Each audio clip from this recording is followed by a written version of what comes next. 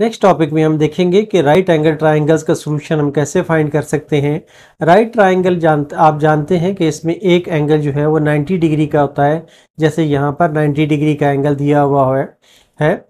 ऐसी ट्राइंगल को सॉल्व करने के लिए हमें ये बाकी दो एक्यूट एंगल्स अल्फा और गैमा को फाइंड करना है, और बाकी जो तीन साइड्स हैं उनको हमें फाइंड करना है। जैसे ये साइड ए है, इसे हम ए कह देते हैं, इसे हम सी कह देते हैं और इसे हम बी कह देते हैं।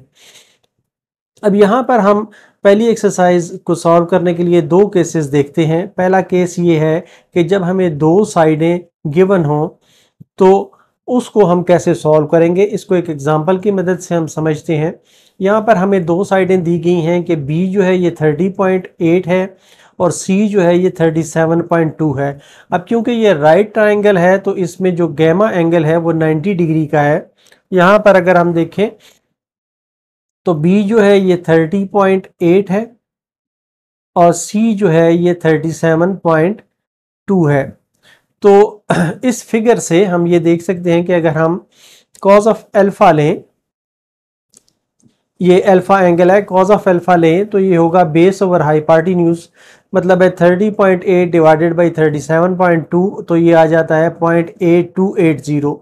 इसकी वैल्यू जब हम टेबल से कॉज के टेबल से देखते हैं तो ये 34 डिग्री और 6 मिनट के बराबर आ जाता है।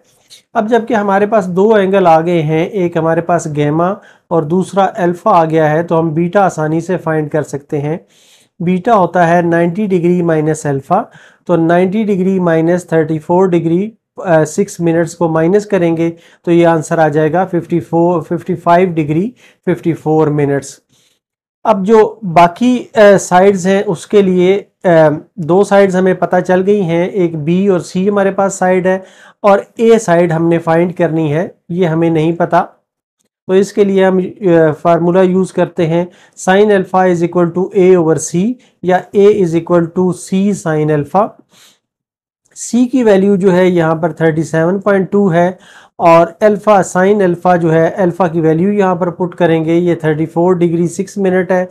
इसको सॉल्व टेबल से देखेंगे वैल्यू तो ये 0.5606 आ जाती है, मल्टीप्लाई करें तो ये 20.855 आ जाता है। इस लिहाज से हमारे पास ए भी आ गया, बी और सी पहले ही हमारे पास मौजूद थे और जो एंगल्स थे वो भी हमने फाइंड कर लिए, ए अल्फा बीटा गैमा और बी सी साइड्स जो हैं ये पहले से हमारे पास मौजूद थी।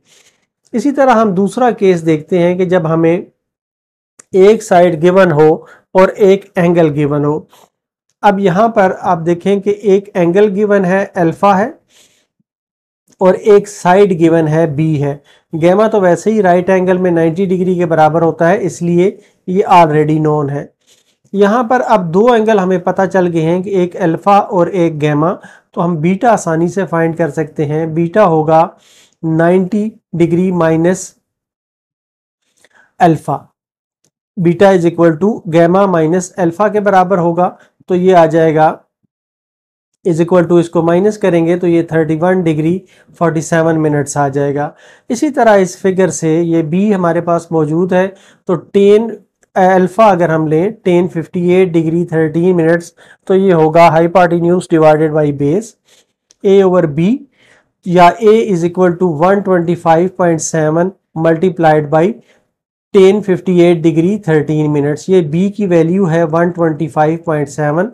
टेबल से आप 1058 डिग्री और 13 मिनट्स की वैल्यू देखेंगे तो ये मल्टीप्लाई करके ये आंसर आ जाएगा 202.865। इस तरीके से जो ए की वैल्यू है हमारे पास ये आ जाती है। इसी तरह जब ए की वैल्यू हमारे पास आ गई है तो हम सी की वैल्यू फाइंड कर सकते हैं। इसके लिए साइन अल्फा का फार्मूला यूज करें। साइन अल्फा होगा ए ओवर सी के बराबर, परपेंडिकुलर डिवाइडेड बाई हाइपोटेन्यूज, तो ये आ जाएगा सी इज इक्वल टू 202.9, ये वैल्यू है ए की, divided by sine 58 degree 13 minutes. Table से इसको देखेंगे तो ये 0.8500 के बराबर होगा, तो सी की वैल्यू जो है ये डिवाइड करके आ जाएगी 238.7।